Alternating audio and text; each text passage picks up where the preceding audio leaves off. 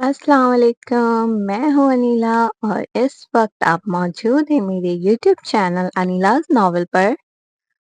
आप सब कैसे हैं? उम्मीद है खैरियत से होंगे। नॉवल बहुत ही इंटरेस्टिंग मोड पर आ चुका है। आज की एपिसोड बहुत ज़्यादा इंटरेस्टिंग होने वाली है। मैं बहुत ज़्यादा एक्साइटेड हूँ आप लोगों को नॉवल पढ़कर सुनाने की। अगर आपको मेरी वीडियो पसंद आती है तो मेरी वीडियो को लाइक करें, चैनल को सब्सक्राइब करें और बेल आइकन के बटन को लाजमी प्रेस करें ताकि मेरी हर आने वाली वीडियो आपको बर वक्त मिल सके। तो आपका ज़्यादा वक्त ज़ाया किए बगैर हम चलते हैं अपनी नावल की तरफ। नावल आतिश इश्क, किस्त नंबर 11, तहरीर अनीला शेख। माही फूलों के स्टेज पर बैठी रो रही थी। रात के तकरीबन 3 बजे दरवाज़ा खुलने की आवाज़ आई। माही का पूरा वजूद कांपने लगा। वो शख्स जो माही का शौहर था, जिसे माही ने अब तक नहीं देखा था, वो माही के सामने खड़ा था। माही घूंघट ओढ़े खामोशी से बैठी हुई थी।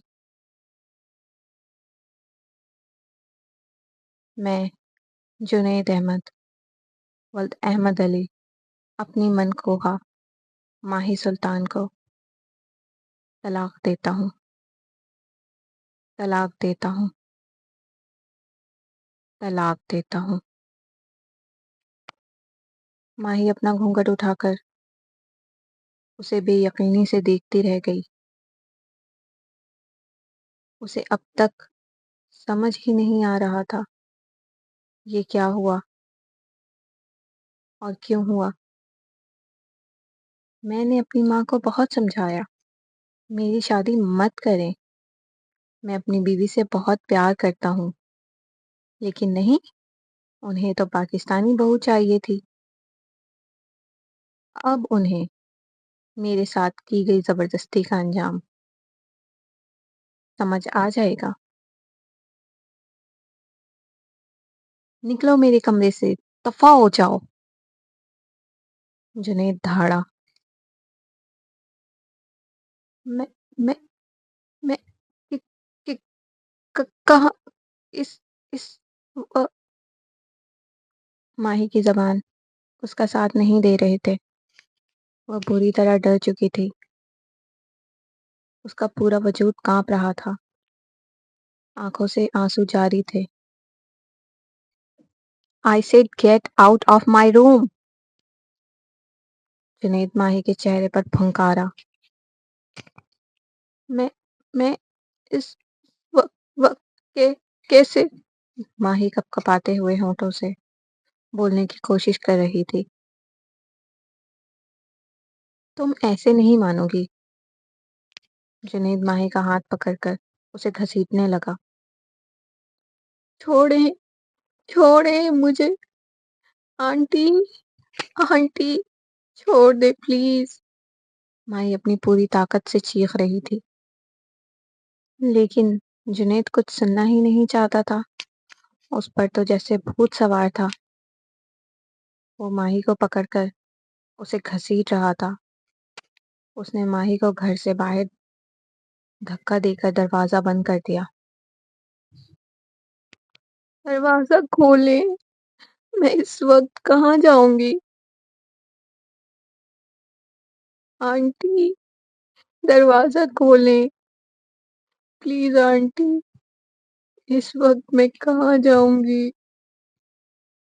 वो मासूम घर के बाहर दुल्हन के लिबास में दरवाजे पर खड़ी रो रही थी, लेकिन उसकी आवाज सुनने वाला कोई न था।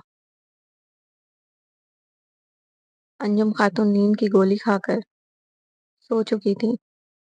मुलाजिमीन सारे अपने क्वार्टर में थे।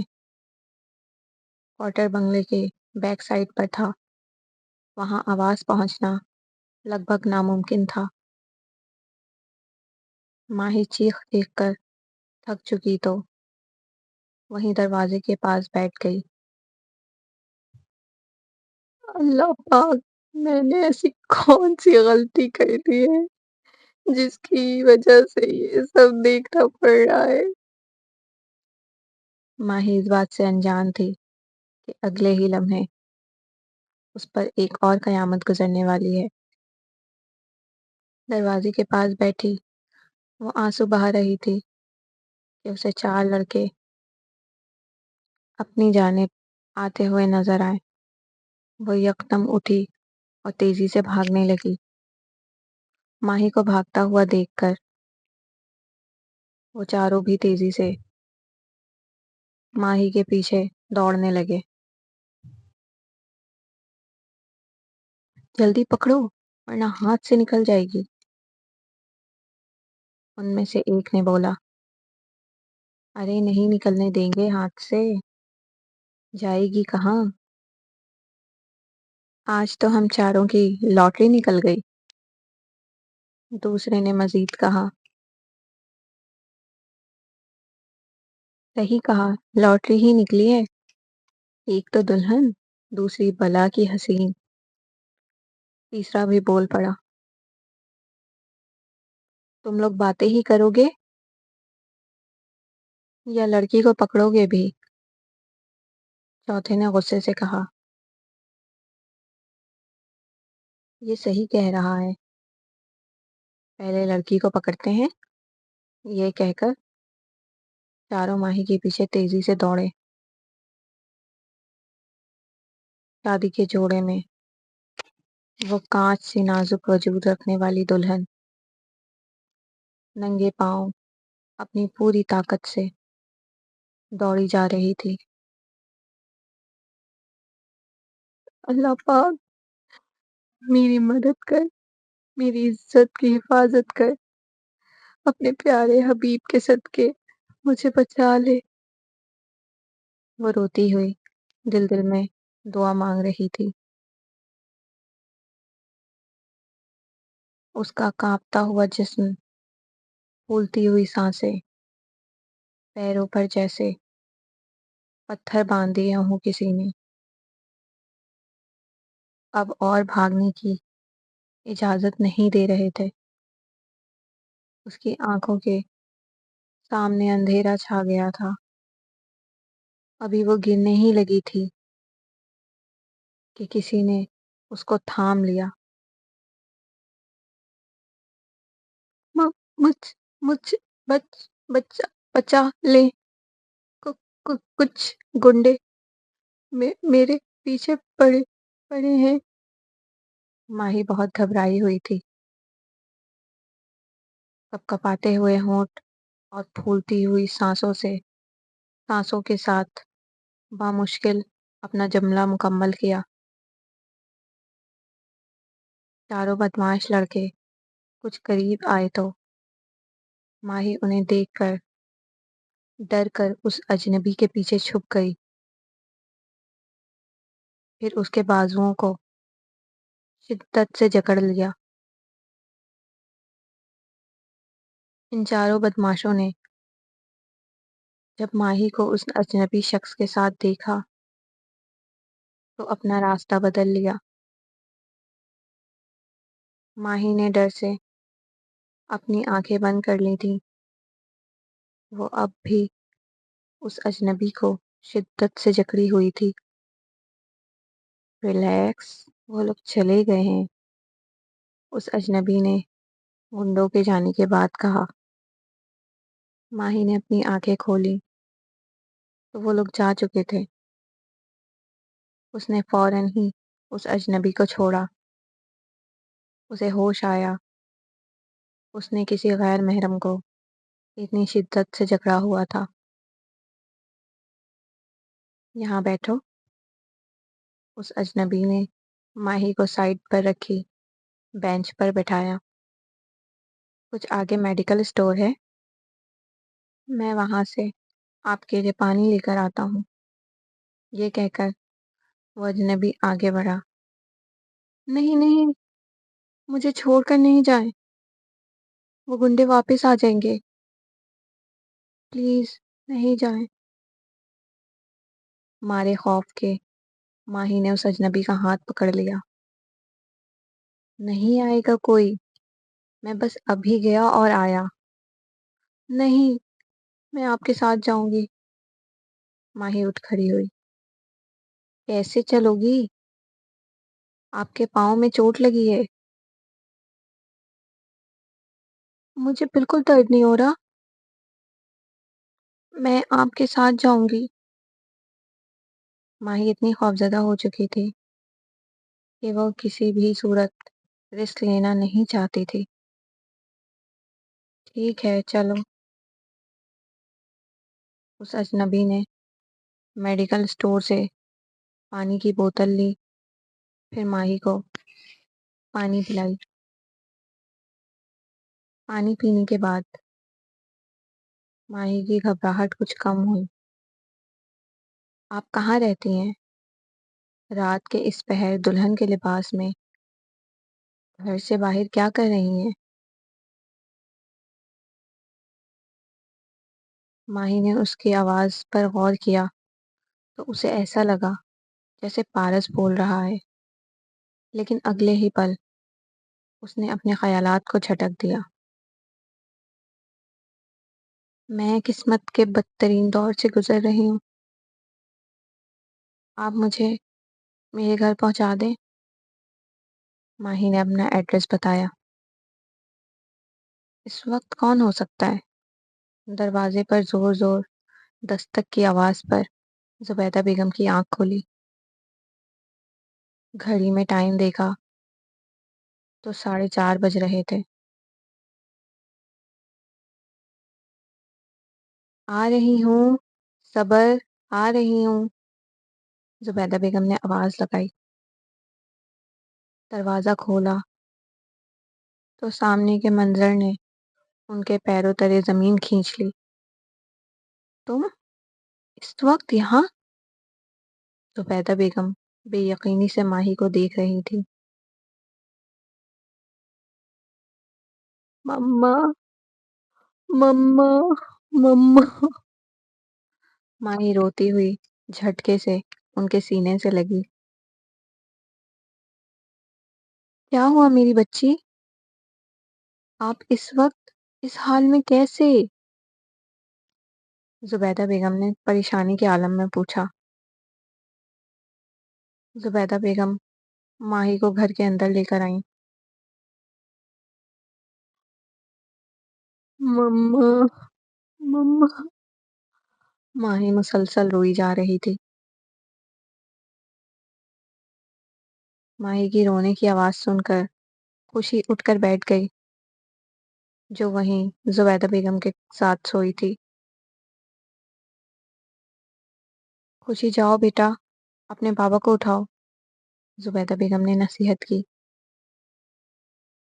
کیا ہوا بیٹا؟ کچھ تو بولو، زبیدہ بیگم نے پریشانی سے کہا۔ سلطان صاحب بھاگتے ہوئے آئے۔ کیا ہوا میرا بیٹا؟ اپنے بابا کو بتاؤ۔ "او- اس اس نے مجھے طلاق"۔ اتنا کہہ کر ماہی زاروں قطار رونے لگی۔ کیا؟ طلاق؟ زبیدہ بیگم سر پکڑ کر بیٹھ گئی۔ آپ یہاں کیسے آئیں بیٹا؟ سلطان صاحب نے ہولے سے پوچھا۔ اس اس نے مجھے طلاق دی، پھر گھر سے نکال دیا۔ میرے پیچھے پیچھے گنڈے لگ گئے تھے۔ اس نے مجھے یہاں لے کر آیا۔ ماہی کی ہچکیاں بن گئی تھیں۔ اس نے بامشکل اپنی بات کہی۔ نہ جانے کون تھا وہ فرشتہ جس نے میری بچی کی عزت پامال ہونے سے بچائی، اس کا محافظ بن کر اسے صحیح سلامت گھر تک پہنچایا۔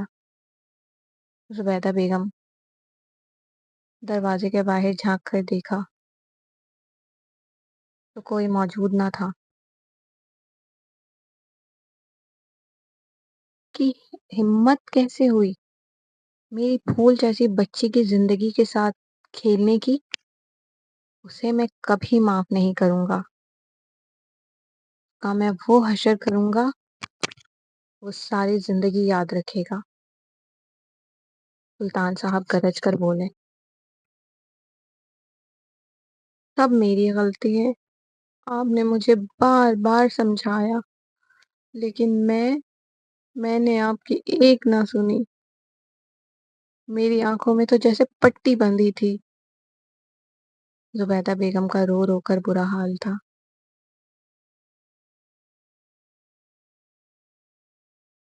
ماہی کے زخموں پر خوشی نے بینڈیج کیا، اسے میڈیسن کھلایا، پھر خوشی اسے روم میں سلانے لے گئی۔ سلطان صاحب غصے سے سرخ ہو چکے تھے، ان کی آنکھوں میں انگارے اتر آئے تھے۔ زبیدہ بیگم خود کو کوس رہی تھیں۔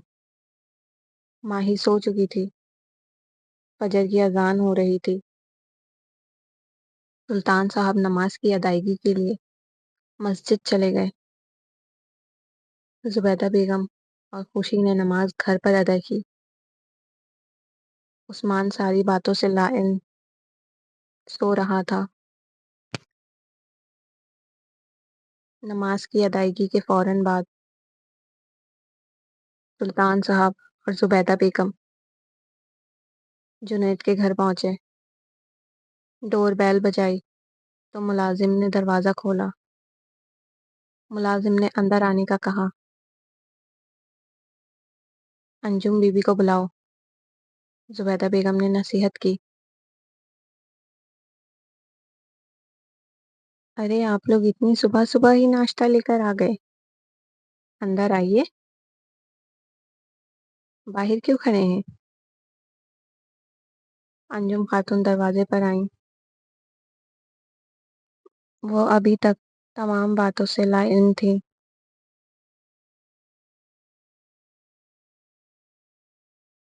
تم سب نکارے ہو، دلہن کے گھر والوں کو تم لوگوں نے باہر کھڑا کر رکھا ہے۔ انجم خاتون نوکروں سے مخاطب ہوئیں، کیا آپ کو واقعی نہیں معلوم ہے کہ کل رات ہی آپ کے بیٹے نے ماہی کو طلاق دے دی ہے؟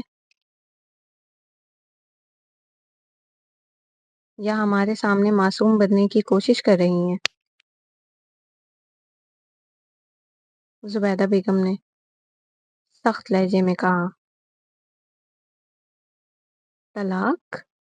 یہ آپ کیا کہہ رہی ہیں؟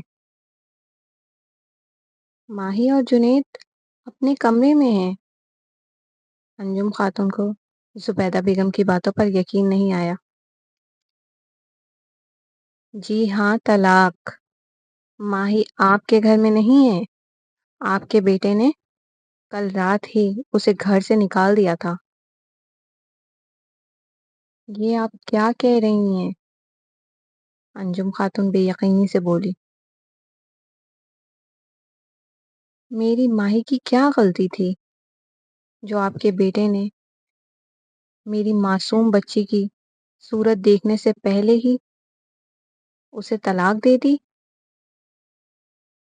اس ظالم نے طلاق کا ظلم کم کیا تھا جو آدھی رات کو اسے گھر سے نکال دیا۔ میری بیٹی کے پیچھے غنڈے پڑ گئے تھے، ننگے پاؤں بھاگتے بھاگتے اس کے پیر لہو لہان ہو گئے۔ یہ سب تو الگ ہے، وہ اتنی خوفزدہ ہے، اس کی ذہنی کیفیت کا ازالہ کون کرے گا؟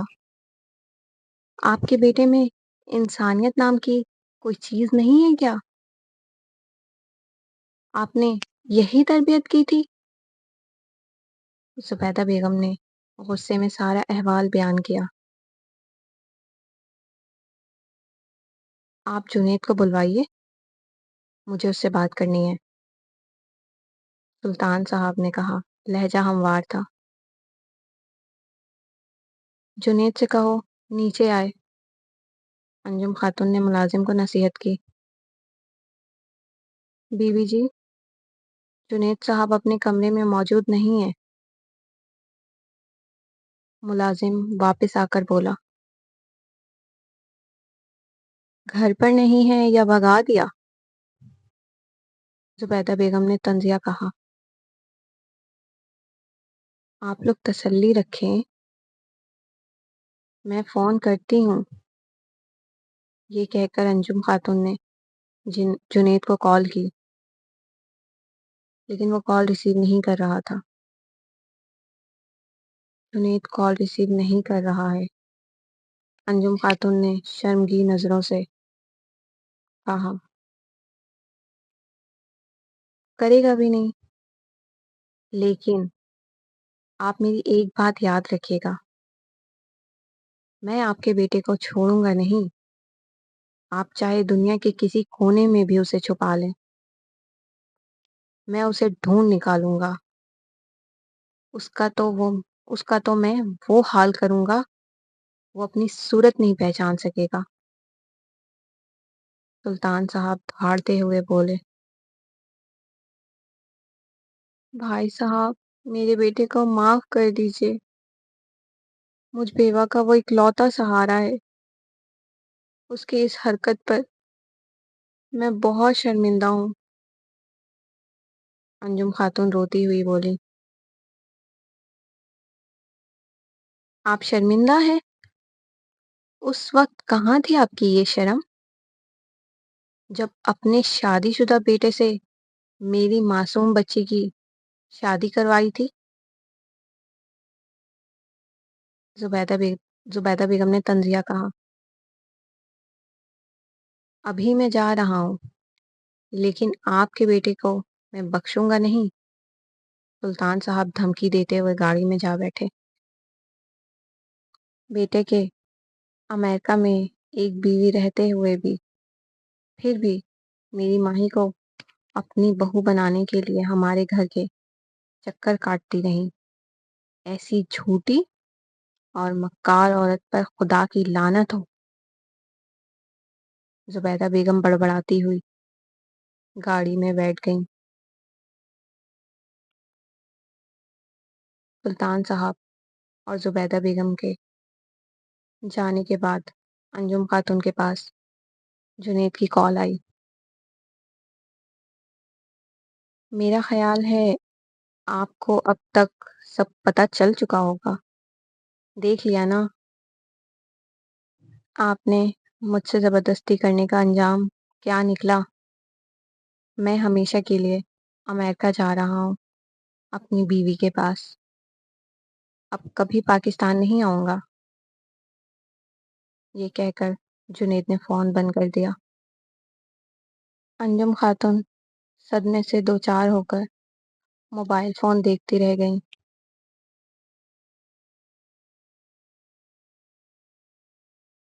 میری بچی کی زندگی تباہ کر کے خود پاکستان سے امریکہ فرار ہو گیا، اسے تو میں کبھی معاف نہیں کروں گا، اس کا تو میں وہ حال کروں گا، اس کی 7 پشتوں کی نسلیں اکھاڑ کر رکھ دوں گا۔ سلطان صاحب کمرے میں ٹہلتے ہوئے گرج کر بولے۔ یہ سب میرا کیا دھرا ہے، میں نے اپنے ہاتھوں سے اپنی بیٹی کی زندگی برباد کر دی، ساری غلطی میری ہے۔ زبیدہ بیگم خود کو کوستی ہوئی رونے لگی۔ مما، آپ کی اس میں کوئی غلطی نہیں ہے، یہ جو کچھ ہوا میرے نصیب کا لکھا تھا، جس میں اللہ کی رضا شامل تھی۔ نہیں بیٹا، یہ ساری غلطی میری ہے، تمہارے بابا نے مجھے بار بار سمجھایا تھا، لیکن میں نے ان کی ایک نہ سنی، بس اپنی منمانی کرتی رہی۔ زبیدہ بیگم نے مزید کہا۔ مما، کوئی بھی انسان کسی کو اپنی ذات سے اس وقت تک نفع نقصان نہیں پہنچا سکتا جب تک اللہ کی مرضی شامل نہ ہو، اس لیے خود کو قصوروار ٹھہرانا بند کریں، ماہی نے سمجھاتے ہوئے کہا۔ بابا، آپ اسے معاف کر دیں۔ اب ماہی سلطان صاحب سے مخاطب ہوئی۔ جس نے تمہارے ساتھ اتنا کچھ کیا، تمہاری زندگی برباد کرنے کی کوشش کی، اسے میں معاف کر دوں؟ ناممکن ہے۔ سلطان صاحب غصے سے سرخ ہوئے۔ جی بابا، آپ اسے معاف کر دیں، اور مما آپ بھی اسے معاف کر دیں۔ ماہی نے سنجیدگی سے کہا۔ تم پاگل تو نہیں ہو گئی؟ یہ تم کیسی باتیں کر رہی ہو؟ جس نے تم سے دھوکے سے شادی کی، پھر طلاق دے کر آدھی رات کو گھر سے نکال کر گنڈوں کے رحم و کرم پر چھوڑ دیا، ہم اسے معاف کر دیں؟ زبیدہ بیگم نے بے یقینی سے کہا۔ مما، آپ مجھ سے یہ پوچھ رہی ہیں کہ میں کیسی باتیں کر رہی ہوں؟ میں تو وہی کہہ رہی ہوں جو میں نے بچپن سے سیکھا ہے۔ آپ دونوں نے ہمیشہ ہمیں یہی سکھایا ہے، بڑی سے بڑی غلطی کو معاف کر دینا۔ بابا، آپ ہی تو کہتے ہیں نا، معاف کر دینے والے سے اللہ راضی ہوتا ہے۔ پھر آج آپ یہ بات کیسے بھول گئے؟ صرف اپنی اولاد کے لیے کیا آپ اللہ پاک کو ناراض کریں گے؟ میرے والدین تو اتنے خود غرض کبھی نہ تھے۔ آپ لوگوں نے ہمیشہ ہمیں اچھی باتیں سکھائیں، پھر آج کیا ہو گیا؟ بولیں بابا، بولیں، مما جواب دیں۔ ماہی کی باتیں سن کر سلطان صاحب اور زبیدہ بیگم خاموشی اختیار کر چکے تھے۔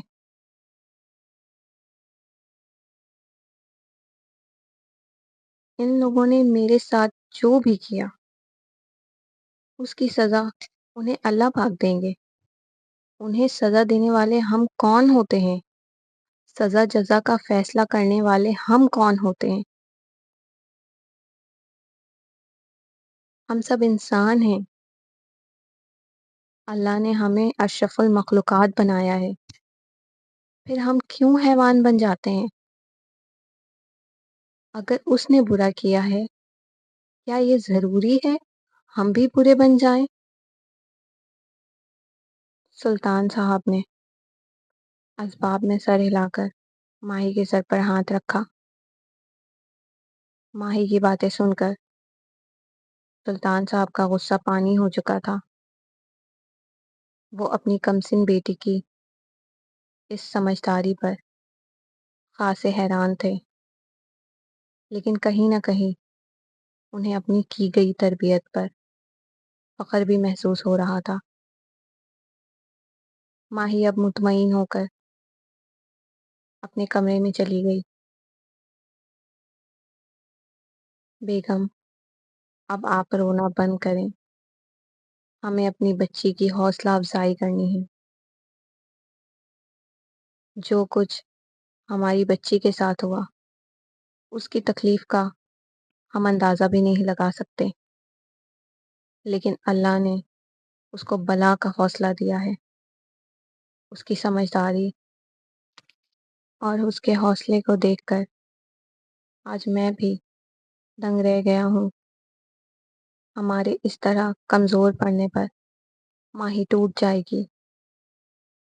آپ اچھی طرح جانتی ہیں ہماری ماہی کتنی نازک مزاج ہے۔ ہمیں اسے زندگی کی طرف لانا ہے۔ سلطان صاحب نے زبیدہ بیگم کو سمجھانے کی کوشش کی۔ زبیدہ بیگم نے اپنے آنسو صاف کرتے ہوئے اسباب میں سر ہلا دیا۔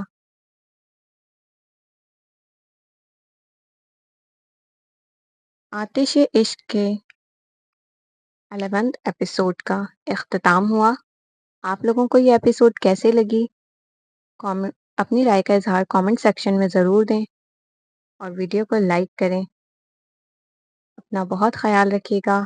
اللہ حافظ۔